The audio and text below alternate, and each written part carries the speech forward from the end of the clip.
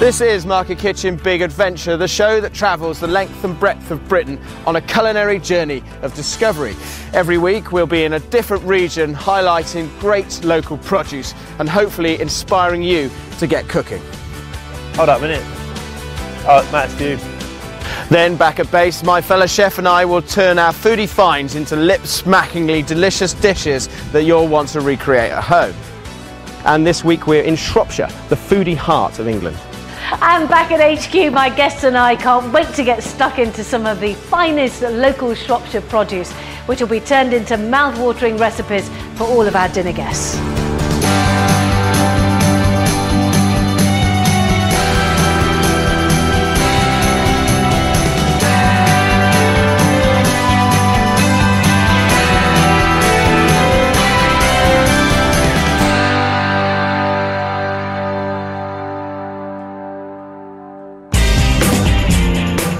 We've come to Shropshire to discover some of the best produce that this county has to offer and to find out what makes this area so special when it comes to food. This week I've arrived in Shropshire, and joining me for the ride is a chef famed for pushing culinary boundaries. It's Tristan Welch. Now head chef at London's Lordstown Place, Tristan earned his culinary credentials by heading Michelin-starred restaurant Petrus.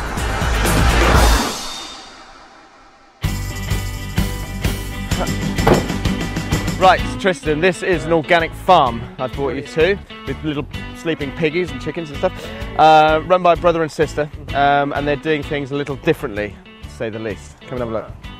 The Hollins family have been farming in the area for the last 200 years. Brother and sister Charlotte and Ben were born on the farm and now run it, rearing cattle, sheep and pigs. So this is your farm? That's right, yeah. How long have you had it? We've been running the farm now since 2004. The farm's been in our family for generations, as far back as we can go on the family tree. Right, so you're carrying it on. Have you, what changes have you made to the Well, we're farm? here as tenant farmers. Right. It's actually owned by the community.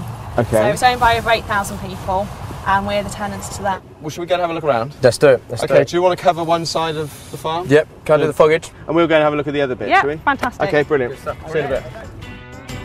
Ben takes Tristan to see the beef that's farmed on a permanent pasture, while Charlotte tells me all about the projects at the farm. Right, Charlotte, tell me what goes on here then. I mean, this is...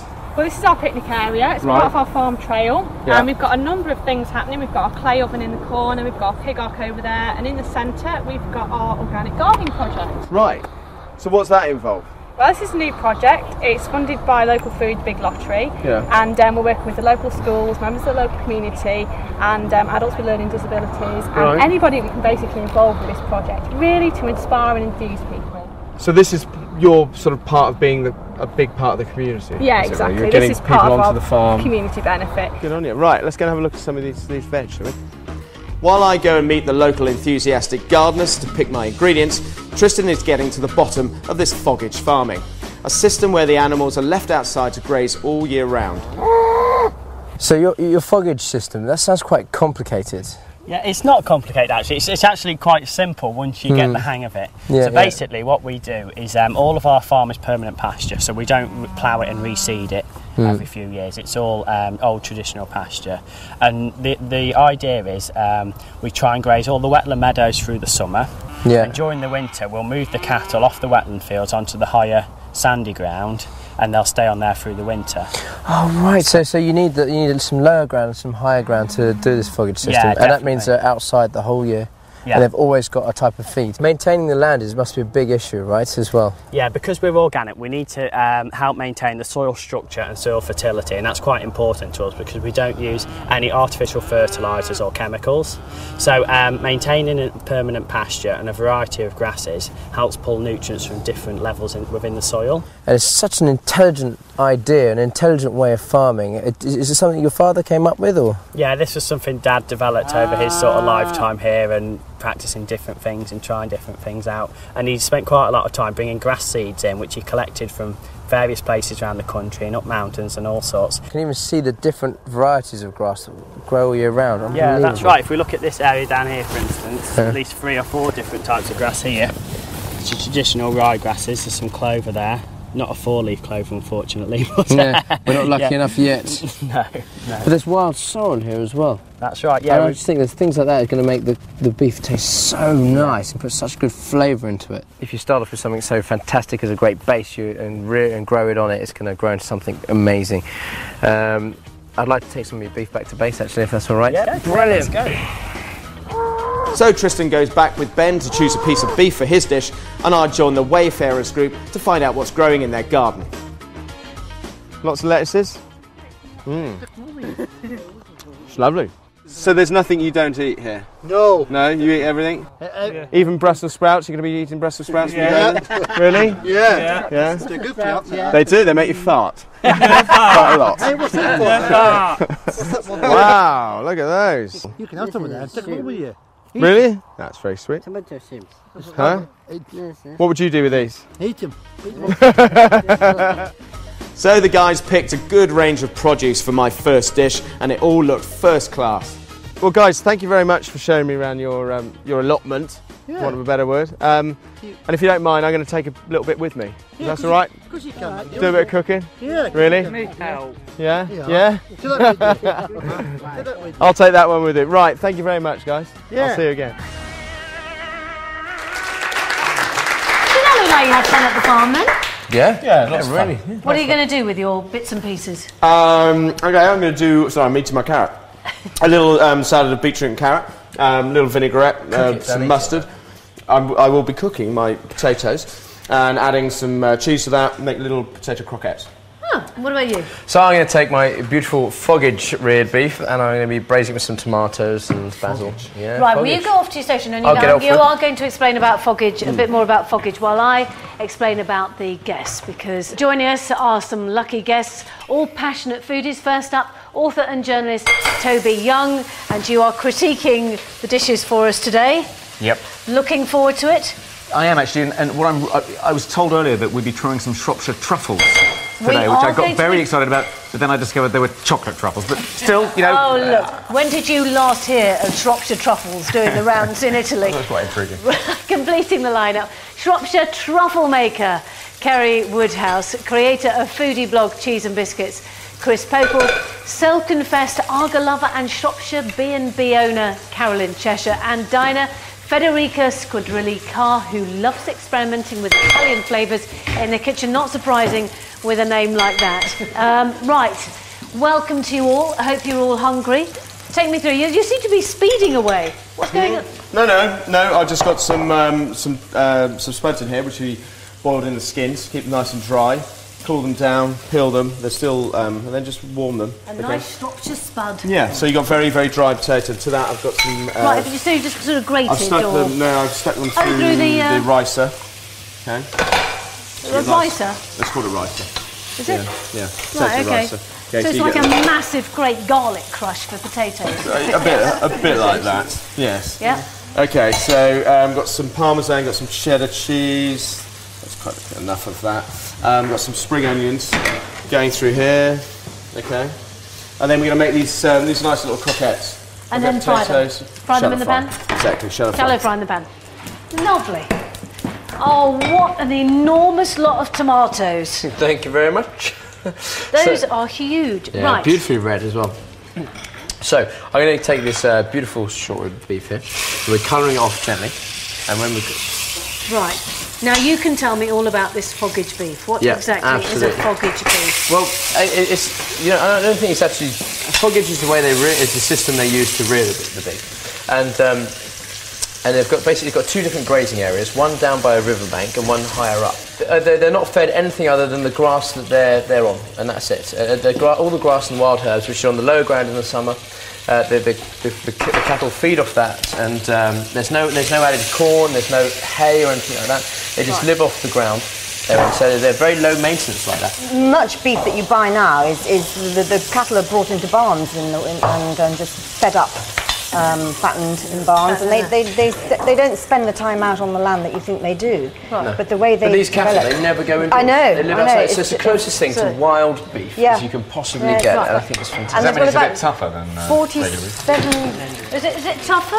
No, it's not tougher at all. Right, we'll find out later on about that. Actually, you haven't told me what you. Remind me what you're even doing. This is rib. Was it rib? Yeah, so it's a short rib of beef. So it's just that part of the beef. So which is called the ladder. Jacob's ladder. Jacob's ladder. Yeah. I think it's a great, a great cut of meat, and right. A great cut of meat for long braising sort of times like this. So this is some tomato puree we've added into the pan. We've coloured off our beef now. We've put some chicken stock, and to this we add garlic and thyme and basil and loads of tomatoes. Now, short ribs, I have a feeling that you can't get those very easily, can you? Your butcher will definitely be able to get hold of them. Oh, really? Absolutely. Okay, but you don't see them in the supermarket? It's not something you see very often in the supermarkets, no. So there's our tomatoes. They're going to come up with the stock there. We'll pop our beef in like so. Right. Okay. Oh, you're going great guns over here. Look at you. Okay, so your own. Here, that's the cheese, the potato, the spring onions, a bit of seasoning. Just going to pane them. So you roll them in the flour. Yeah, flour. Try and do it then with one hand, otherwise it goes everywhere like that. You already made a mess. Flour, egg, and these crumbs. These are those breadcrumbs. Japanese breadcrumbs or honey panko breadcrumbs, but normal breadcrumbs would be fine. Right. Okay. You need quite a lot of them. Right. And then just shape them. Ideally, you'd then let them chill, firm up. And then I'm going to you could get the whole them. family doing this, couldn't you? Well, Beef in the oven now. Okay. It'll take about 2.5 hours. Are you looking forward to this, Federica? Is this the sort of food that you would ever cook? I have tried something like this before, and it completely melted in the pan. So I'm interested. Oh, right, actually, that's a good point. How do you know that it's going to be dry enough to all stick together? Yeah. Well, you do your very dry mash like I did, so you don't. So you make it really dry and not too. Exactly. I'm going to turn this right down because these are colouring very quickly. If this is the case, get a nice colour on them, and then you can lift them out the oil, get them on a baking tray, and then roast them through the oven. Oh, look at them! They look like. Because obviously they're going to be cooked on the outside, but not in the middle. I used to make coconut pyramids that look like that. Next on the menu, Matt and Tristan complete their speedy Shropshire suppers, a lovely speedy Shropshire Robert. Lovely dishes to add to your recipe repertoire wherever you live.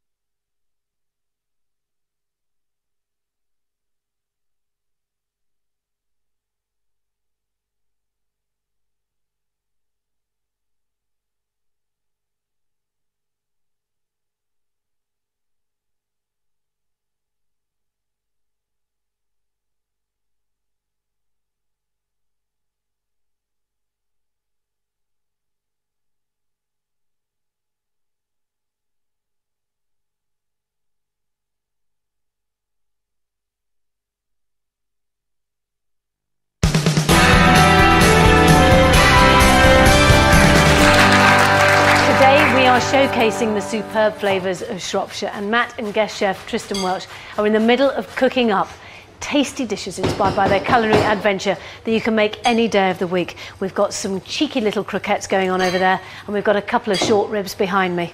How are they going? They're good. They're cooking right now, and I'm just going to do a little garnish for it. I've got these beautiful beef tomatoes. So the reason why I've chosen beef tomatoes is because they've got a fantastic flesh about them, and the flesh goes right the way through the centre. So they're going to be a nice addition to this dish. And I'm just going to blanched, refresh them, 10 seconds in boiling water. And the skin's taken off. And the skin's removed. The skin comes off easy. 10 seconds in boiling water. Then it's your ice. And then what are you going to be doing with them? I'm going to pop them in the oven. I made some vinaigrette, rapeseed oil, red wine vinegar. Is it Shropshire rapeseed oil? They do make it all done. Yes. He says very quickly. Did you put oil on the bottom there, or are you just going to sprinkle them all on the top? I'm just going to take the vinaigrette like this. I'll show you directly, and just put it over the top, and we'll bake them in the oven. And that was oil and vinegar. That's just oil and vinegar. Yep, that's rapeseed oil, especially for Matt. Rapeseed oil from that and vinegar. Red wine vinegar, a touch of English mustard, and we'll take it. I'm going to pop it. Right, hold on a second. Just very briefly, recap on what you were doing with the short rib again. I coloured it off, and then I removed the beef from the pan, and I kept all the beautiful bits of caramelised meat in the bottom. Then I added tomato puree, tomatoes, herbs, and a chicken stock. Right, and then it went into the oven. Okay. And now it's going to be joined by a little friendly tomato. Yeah, it's a happy little oven, isn't it? Right. Matt, you're on croquettes. What is the difference between a croquette and a rissole? A croquette generally doesn't contain meat, but can. A rissole always contains meat. A croquette is cylindrical. A rissole is disc-shaped. Kristen's brought something back and I haven't spotted it. Exactly. Well, if you get carried away over there with your croquettes. Coquettish little items. So here's our beautiful little short ribs with the Fugget reared beef, and they've got a fantastic tomato flavour. That smell is just divine. Look at the liquid. All the liquids come out of the tomato. It's got a beautiful, pure flavoured tomato sort of liquid there. Here, can I just do this? Look, smell that. Well, wait, it's not so appetising right now. Oh, but I thought it smelled lovely. It does, but I want it to look beautiful too. Right. Okay. Well, I'll let you carry on with that, Mr. Croquette. Right, croquettes are in the oven. Right, and they were mashed potatoes, spring onions, cheese, parmesan. And make it dry, roll it in, flour, then egg, and then I started to shallow fry them, but it was far too hot. So we just coloured it up, put them on a baking tray in the oven. Otherwise, you could do it on a gentle heat, get a nice colour on, and then it sort of heated all the way through. Chris, are you a croquette fan? Just before you carry on. I do, though I prefer mine with ham in. Spanish ham. Oh, nice. Spanish Nice. Now, so that's a rissole, is it? Ham. Yeah. That's a rissole, yeah. That's a rissole, generally. The Spanish wouldn't call it a Spanish call them croquetas, don't they? So that's I'm just going by that. Right, okay. Right, okay, so and then this is simply the veg I got off that lovely farm. Grated carrot, grated beetroot, both raw, little vinaigrette. Oh, I've got a beetroot fat. White wine vinegar. Beetroot. Sugar, olive oil, not rapeseed oil. Right. Nothing else. Beetroot fat. Since Roman times, beetroot juice has been considered an aphrodisiac. Try it blended with fresh orange juice and ginger for an antioxidant-rich power juice. Right, okay. So, it's a good job I got them out because they're starting to explode. This probably looks a bit like how your truffles are supposed to be hard on the outside and slightly soft on the inside. Yeah. Is that a good sign of a good truffle? A bit better than that, is that? Yeah. Thanks. Okay, so these are the ones I just rolled. So you can see why you need to chill them down. Right. Okay, and then I'm just going to plate. Ready? Oh, it's all happening. Tristan's awfully quiet, isn't he? He just gets on with it. Yeah, so what I've done, I've removed the beef from the fantastic liquor, then I blended it with a hand blender just to give us this beautiful, smooth, tomatoey sauce. And hopefully there'll be lashings of it, the stuff left over. It goes great in pastas and stuff like that. And now, so I've taken the beef there, I'm just going to glaze it over in a second. Just going to bring it down. Now, when you say glaze it over? So it's a fancy word for just covering Sploshing it. Off. Yeah, sploshing off. Sploshing it over the thing. Oh, look at Matt's lovely pretty. Do you know what? There's absolutely, not that it's a competition, but there's absolutely no way I'm going to be able to beat the beef, is there? Let's face it. So these are cooked now. They only take a couple of minutes, these tomatoes, in the oven. And so they're not really cooked through, they're just warmed? Just warmed, because I think you need the freshness of it to fight against all the rich beef flavours you've got there. So there we are. Here's our very rich tomato sauce now. You have to be. I'm just gonna splosh over this tomato sauce now, or glaze it on that. Oh, glaze it. Glazing to sploshing. Glazing to sploshing. I tell you what, we're just gonna put a bit of basil in as well, because tomato and basil, match made in heaven. Just a splash of Matt's favourite, because I know Matt's so keen on it. And there we are. That's it. Hopefully, it's going to be a real taste of the sort of farm that we visited and stuff. That's what I want to capture in it. But Essence, that doesn't sound that great. Essence of foggage. Essence of foggage. Yeah, exactly. So that's my Shropshire foggage beef cooked in tomatoes.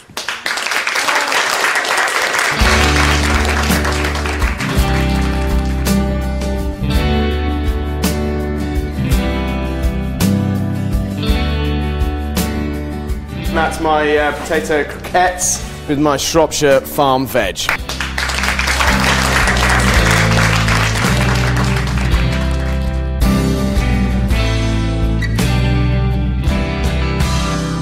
Let's tuck in. Here we go. God, they look good. Oh, yes. Into the beef. Potato. That is like the best tomato and beef stew you've ever had in your life. One on the bone. Brilliant. They do, yes. I mean, it seems a bit mean to say they taste better than they look, but they're nice. Well, Yeah, you're right. That would be me. Now, I'm tasting Tristan's lovely, lovely beef, and I've decided it's the best beef and tomato stew I think I've ever tasted in my life. Let's try some. Federica, what do you think? It's very good. It's really light. Like it's not. It's Good, really you need good. something to lighten up such a rich beef which it is. And I love Matt's you're being croquette. nice. I do, but you know I love vegetables, and Goes nice. that beetroot and carrot is delicious. That's nice. Toby. Tristan's beef is fantastic. It's incredibly tender. It is, It just falls and off yet the bone. but it's also still got texture there. Yeah. It's not kind of Yeah. mushy. No, and it has got that rich, gamey flavour that Tristan said it would have. That must be the foggage. Yeah. It's great. The foggage part. Now, did you have the a croquette? Yes, I had a croquette, yes. And I love beetroots, and the croquette's fine. Did you try the croquette? I did. I preferred the salad underneath to the croquettes themselves. Okay, I don't think he heard. That's okay, because that's what we were celebrating. Yes, we were celebrating the veg, and I really do think that would be a really lovely Croquettes supper. themselves slightly underseasoned. Just one man's opinion. Well, anyway, if you want this recipe, visit goodfoodchannel.co.uk for this recipe and all the others featured on Market Kitchen Big Adventure. Still to come, we head back to Shropshire for culinary inspiration as Tristan enjoys a visit to an unusual smokehouse which smokes ice cubes for Heston Blumenthal. Can you believe it? No. Can you believe it? And we try some of Shropshire's famous dairy produce, melt-in-the-mouth truffles.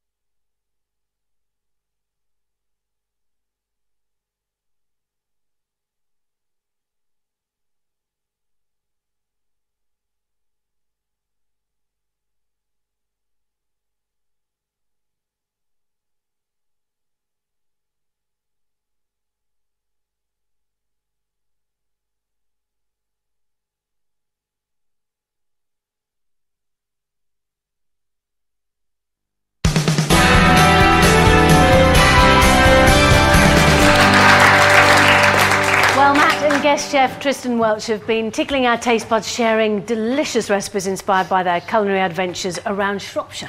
But Market Kitchen Big Adventure isn't just about finding the freshest regional ingredients to cook with. We like to celebrate a whole range of local food lovers with a passion for cooking with their region's ingredients. And today's the turn of truffle maker Kerry Woodhouse, who uses Shropshire's wonderful dairy produce to make tasty, scrumptious chocolates. Now, originally creating the sweet treats for friends and family, Kerry now also supplies local farmers markets, but still makes everything by hand in her kitchen.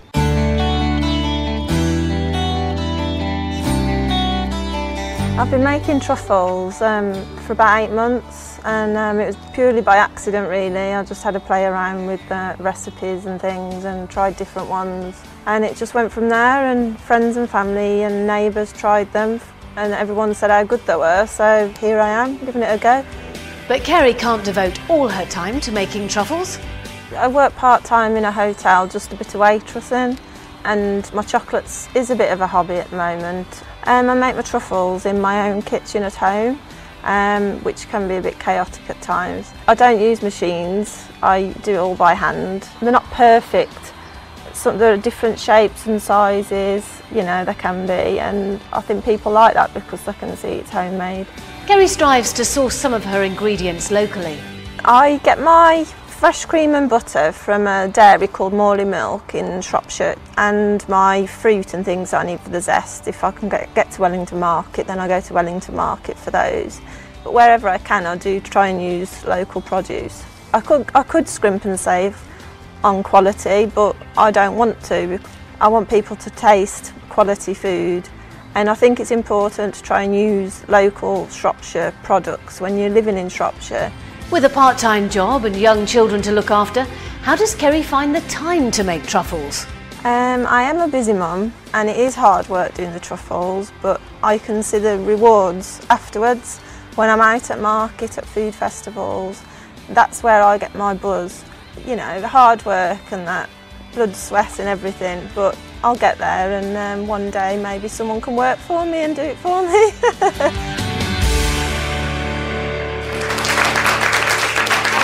Lucky are we, you've brought a whole selection in for us. So describe what these ones are. So take from the top there.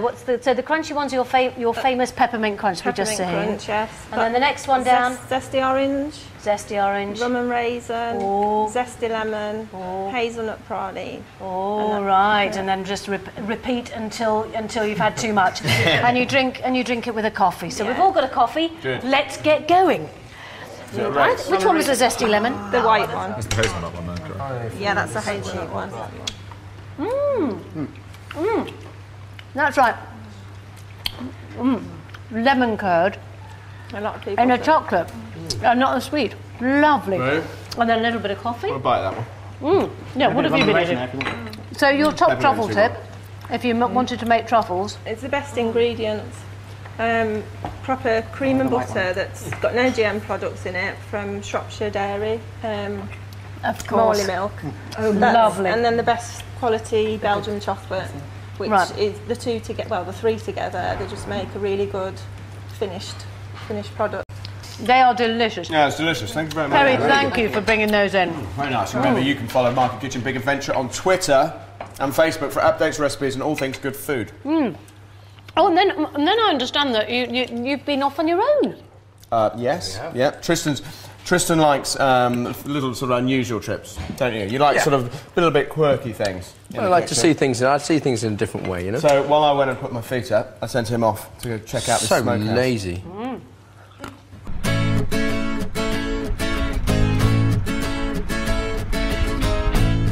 I've sent Tristan to go solo in search of our final ingredients for today's dishes, and where better to send him than an award-winning smokehouse.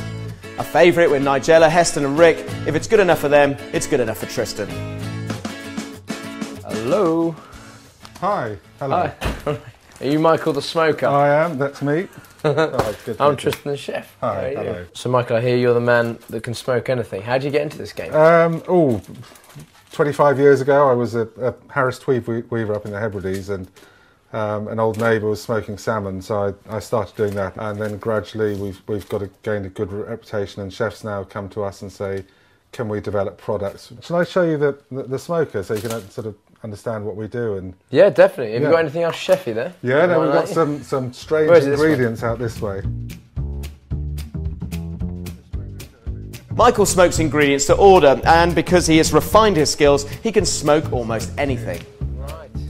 Well, what we're doing was we're chimney smoking. Oh, it's such a light smoke in there compared to what I thought it was. I thought we were going to get puffed with big black sort of smoke. So, in the old days with a chimney, the fire would be at the bottom and smoke would just drift up over time. And that's what we do. There's no temperature control, there's no mechanical intervention.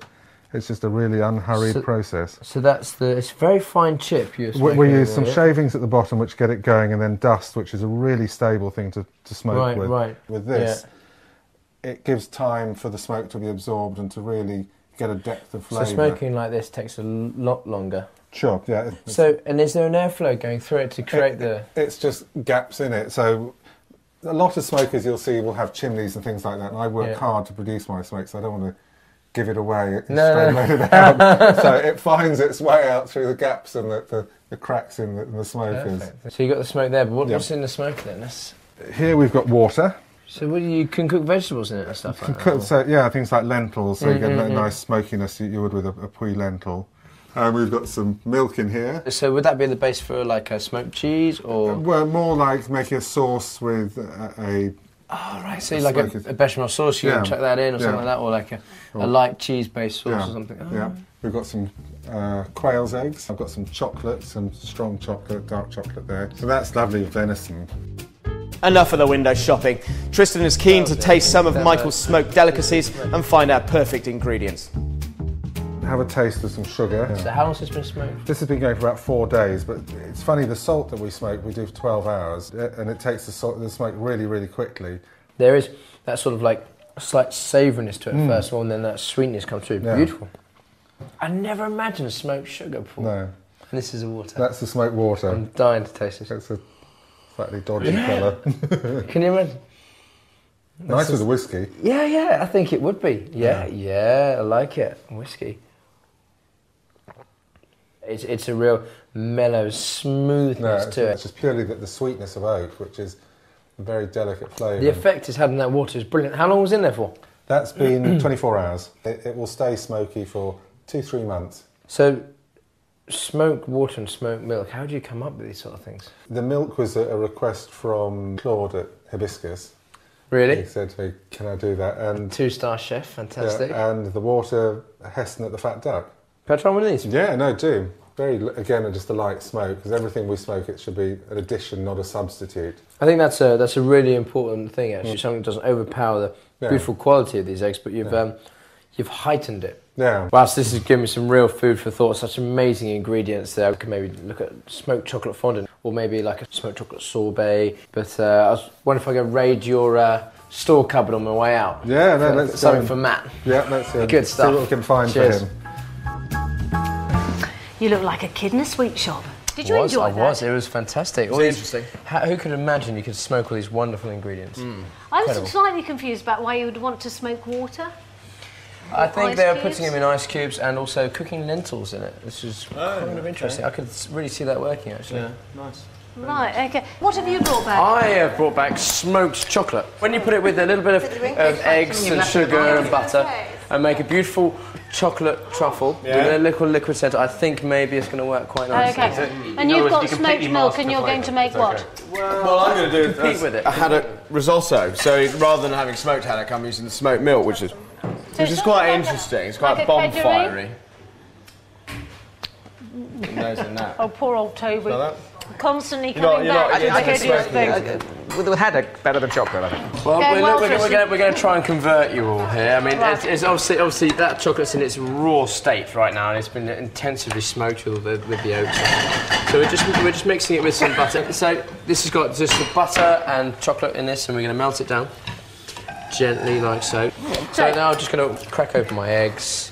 And whisk it up with sugar while that's melting. I love the one-handed. I know. I have tried, but all that happens is I make a terrible mistake. Ainsley Harry eating heart out. Look at that. Shall I do a couple? Go on, let's do it. Yeah, go on, have a crack. Go on, have a crack. Have a crack on it.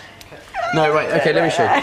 So, Almost. So if you take it in your hand like so. And when you can separate it through your fingers as well. Okay. Horrible. So take it in your hand like this, and you hold it in your bottom 2 fingers in the palm of your hand like that. Bottom 2 fingers, In the palm palm of your hand. Hey, look, I'm learning how to do a 1 cracked egg. And you hold the other end with the top like that. Oh no, sorry. What? Finger like that. That finger there, and that thumb there. And basically, you crack it in the middle, and you split it with your fingers like so. You see? Okay, right, ready? There you go. Yeah. Way. Not bad, not bad. That's it. That's very good. You did it. Yeah, I'm gonna Have another one. Oh, right, hold on a second. Right, here we go. Yeah. Will be hours. This will be the longest programme you've ever watched. That was pretty good. That was pretty good. Egg cracking live on Market Kitchen. Wow. Yeah, my hands are filthy now. Oh, actually. So, Matt, what are we doing? What's going on? Nothing. What are you doing? Oh, you dirty girl. Here, take that. Right, so here's my milk, smoked milk. To that I've got some bay leaves, I've got the trim off the spring onion and a few chives. This is my my haddock, but it's unsmoked. Okay, just fish. Quite fishy. Okay, well, It's a very fishy fish. It's fish, You okay, sorry. Frederick? So I'm getting the same results from like a smoked haddock risotto or like a kedgeree or something like that. So dry rice, hit it with a wine. Okay, it's important you keep everything. Oops, catching. What are you making? That's very important. Risotto. Yeah. So reduce all that wine. In here I've got some stock and a little bit more smoked milk.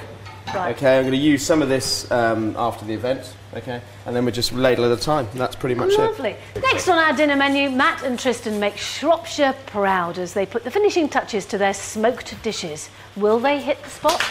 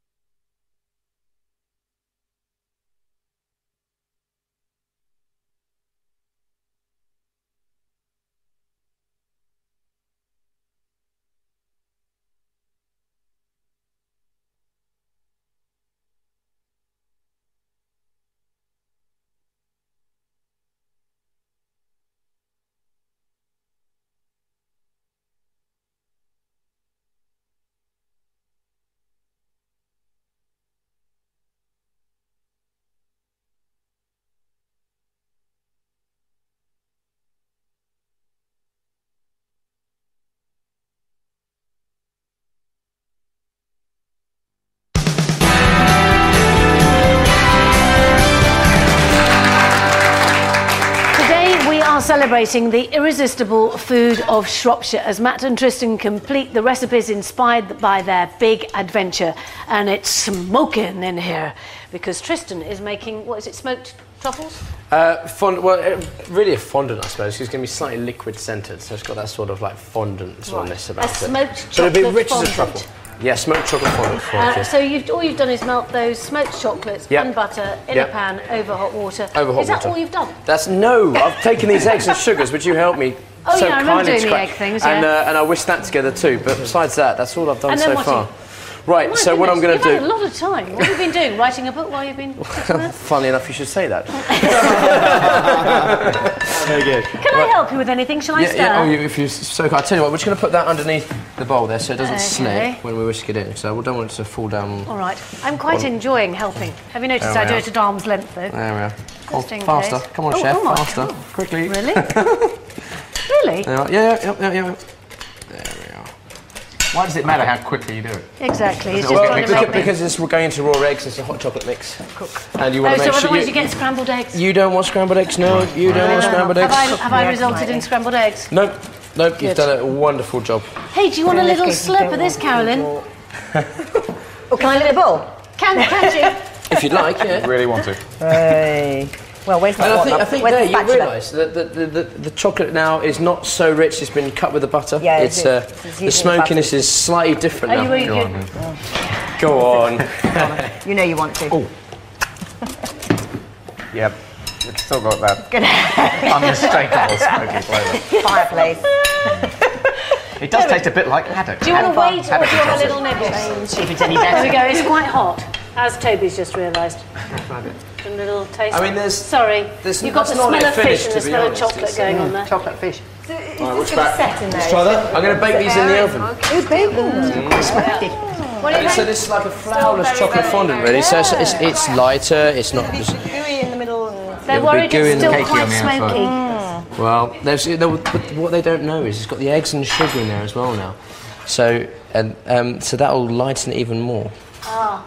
Right. So the purpose of this is to entirely conceal the smoky toast. Just wait. Honestly, I'm just gonna clean it up a bit there. And then are you just baking those, or are I'm they going going to pop in the it in fridge? there about 6 minutes, 180 degrees centigrade. 180. So, 180. Bang on. There you go. Yeah. Is that's three darts at the top? 180. There we are. That's looking lovely. It's like rice pudding. I was going to say, as part of my big adventure, I've managed to create a risotto which looks like rice pudding. Is it supposed to be rice it's an pudding? adventure, so we don't know what it's. It actually tastes all right. It needs a little bit more cooking. Okay, so that's my. Here's my fish that we poached off earlier. Yeah, okay. and now flaked This as well. This is some stock mixed with some of that smoked milk, so it's not super smoky, overpowering. Hopefully, okay. Here's my very white rice. And to that I've got some chives and some spring onions, and that's pretty much it. A couple of minutes and we're nearly there. Right. So the fish was just poached in water. Very gently in the smoked milk. Oh, in the smoked milk. So milk. the fresh haddock in the smoked milk as opposed to the smoked haddock. And just for about 10 to 15 minutes? Huh? 10 to 15 minutes? What, the fish? Oh, not that long. Just until you start sort of pulling the skin away. How long would that might be? take 5 minutes, depending on how hot, and you don't want to keep boiling. Might take 10 minutes, as I said. It might take 10 minutes. It might take 5. I mean, you just got to. I know. I was just saying. She's getting angry. Well, I said 10 minutes, and you said no. It wouldn't take that long. 5 minutes, possibly 10. And that's it. And I'll give me another couple of minutes. I'm going to finish it with a little bit of butter. Got some parmesan here. I wasn't aware of the Italian set in front of me, so the whole fish parmesan thing might not go down well. But I'll check it out. If it's not, is that a really bad thing? We're really looking forward to trying this. You're really looking forward to It's true, isn't it? Then you never have parmesan on top of a fish dish. Yes, there is a few exceptions, isn't there? A few, but Italians are I've very seen particular. I've seen a tuna with sort of parmesan. What do you think? It's quite creamy. It's quite creamy. Is that a bad thing? I got some cream there. I usually finish the risotto with a touch of cream or creme fraiche. You don't need it. Right. So are you having a raging success over there? I don't know. Tristan's trying to take away the taste. I'm trying to take away the taste. It's all okay. No, do you know what? I think chocolate and smoke marries up all right. I've got to say. Yeah, I think it's going to be cool. I think it's going to be okay, but we'll see. Like chocolate and chilli goes together. Chocolate chilli, fantastic. And look at chocolate chilli. Everybody, you approach it with trepidation, and then it's lovely. Really sexy. Yeah. Okay. Actually, I'm just going to check up on mine. See if Right, fish has gone back in, and I'm hoping that by the time it's absorbed this amount of liquid, we should nearly be ready. Do you know it's going to look lovely on a white plate? Yeah, it's going Okay, so curly. You should put water in there now. Risotto expert. Looks like soup, I have to say. Risotto soup. I've turned the heat right down, okay? By the time he's ready, that will be ready and it'll be nicely absorbed. So to that I've added my chives, my spring onions to give it a bit of colour. So you can see it on the plate, and some butter, and that's it. Matt, are you ready? Because I'm going to put a dollop of fresh cream on mine. Or? My fish pudding is coming on really nicely. Oh look, but the puddings look quite sweet. Oh, they've sunk a bit. Is that how they're supposed to be? Yeah, no, they're precisely, because that's a perfect space there to put the cream. Nice. So a nice dollop of cream there, so you're a large. Are you not going to do that thing where you do it and make it all pretty? No, I think it's pretty. A dollop like that looks a lot prettier than any contrived sort of cornell or anything like that. Oh, I say that, look but at I'm it. going to the restaurant. Oh, there. Beautiful. No, they're baking hot. They're baking hot. Allow me. Oh, ow. Now, what do you think, Carolyn? Do you think that looks pretty? Well, I'm prepared to be persuaded that it's not going to taste like bonfire on bonfire night. Yeah. Well, I hope not. Although doesn't gingerbread taste lovely with a bit of smoky taste around it? And here's my Shropshire smoked chocolate fondant.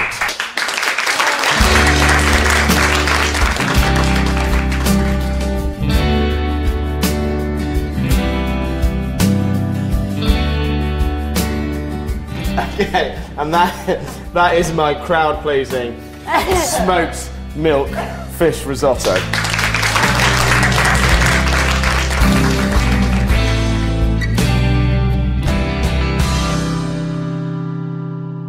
Let's go. It's the fish pudding and the smoky chocolate item. Let's get Not the Italian. Okay. Not you. She's allowed you to eat have that. I'm curious now. Oh, it's nice. Oh! Matt's risotto is not bad. No. That's what I aim for, not bad. It's not bad. Not too smoky. No, it's not too smoky. I mean, it just tastes like smoked haddock risotto. Yeah. I'm not sure there's smoked milk. Maybe even a touch more parmesan. Ooh, So it's nice. No, I don't know. Federica, Maybe as yes, the Italian, because what do you think? It's more creamy, so I think It's parmesan. nice, Yeah. creamy, yeah. There's a little bit of skin here. Look, a little bit of skin. You all right? Crept in. All right. Check the spelling on his blog. Yeah, Check the spelling on his blog. Check the grammar on it. We're going to try Tristan's fondant now. Let's go. You've managed to take all the smoke out of that chocolate. I'm not sure how you've done it. Should be a bit. Oh, no. After a couple of mouthfuls, it's there. It's quite nice, actually. It's quite subtle. It should be a light aftertaste. Oh, Yeah. It's much nicer than... it's not too bad. That's a lot better than I was expecting. A lot better, you're right. I was going to thought it was going to just taste like a chocolate fondant that had been left near a bonfire, but it was. It's a lot more subtle than... It's all about the aftertaste. There's no, you don't. Well, you aim taste to give it a bit. subtlety rather than, Yeah. and I think that's what Michael does when he does. He tries to. I like the crust. He doesn't want to overpower. He just wants that subtlety when he smokes things. So hopefully it's sympathetic. Terry, to it. as a truffle maker, do you think that could be a new truffle that you'd like? Possibly. Watch this space. That's all I can do. That's very clever, that. I want commission. Right, Toby, who once had a smoked chocolate item that was so disgusting that you could barely sleep for a month. What do we think? It's surprisingly good. He has succeeded, I think, at almost completely masking the smoky flavour. So 10 out of 10 for that, Kristen. But no, it is that. Do you not agree that it is there on the back of the throat? It is there, and I wish it wasn't, but at least it's there in a subtle way. It chases you down the street. It doesn't punch you in the face when you put it in your mouth. Carolyn. I think that is good. I think that has worked. But again, the smoke has lost a lot through it, so that has improved it. Toby, food critic, dish of the day today. Has to be the slow-cooked short rib. Yeah. That was fantastic. Yeah. Right, Carolyn. Foggy Would you all agree the rib? Yeah. I don't know. I think the chocolate's my favourite, actually. I think, that's very clever. But it's not a competition. Yeah, it's not a competition.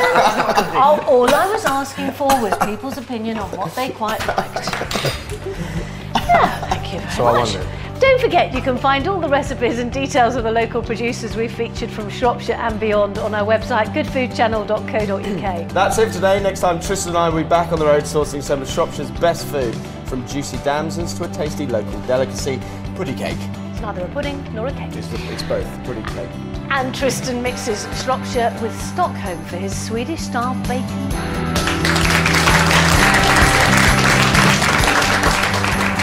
On the next leg of Market Kitchen Big Adventure, Tristan gets inspiration from Shropshire for his tasty chocolate damson lollipops. And I serve up a deliciously simple bacon wrapped cabbage and pork dish that you'll want to recreate at home.